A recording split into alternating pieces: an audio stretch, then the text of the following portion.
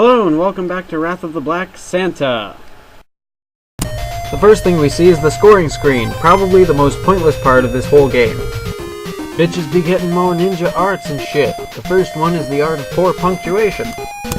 Nah folks, I'm just kidding with you. Let's take a second and get serious here for a minute. We get the art of invisibility, and we get the art of the spider.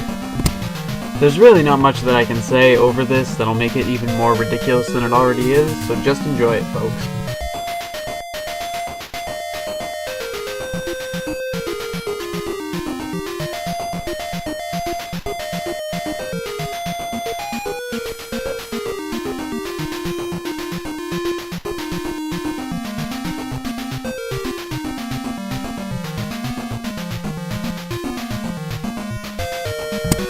A ninja will never be able to defeat ninjas!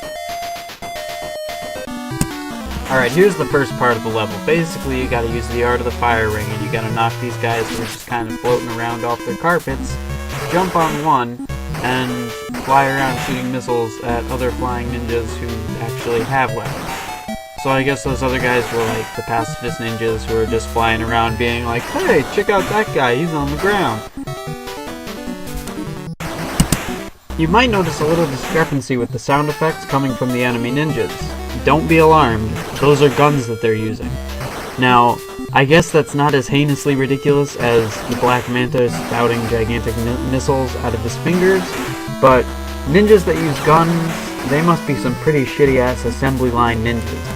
One other thing you might notice is that I have absolutely no freaking clue what to say over this sequence. It's really just flying around shooting other ninjas until you fall off of your own carpet, which I think should be happening any second. There we go. And you'll fall and fall and fall until you splatter on the ground without even breaking your legs. Now this level's pretty boring and repetitive, so I figure I'll just give you a little summary of what it actually consists of.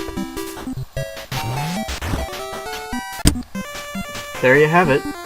Wrath of the Black Manta's second level consists of dodging ninjas, having conversations with ugly children who know absolutely more than they should, and saying really stupid stuff like, thanks, be careful around here, it's not safe.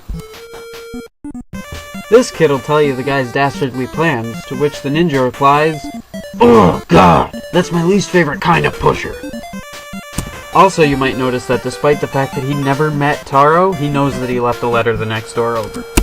I couldn't figure out whether or not those guys were white, but that jump just about settled it. Alright, smash this guy in the face and move on, because this is the door to the final boss. Let's get in there. Alright, take notes for real life here, folks. When you see someone fall, punch him in the face. Also, check out that really weird symbol at the top, which could look like two dolphins and a seagull having sex, if you're drunk.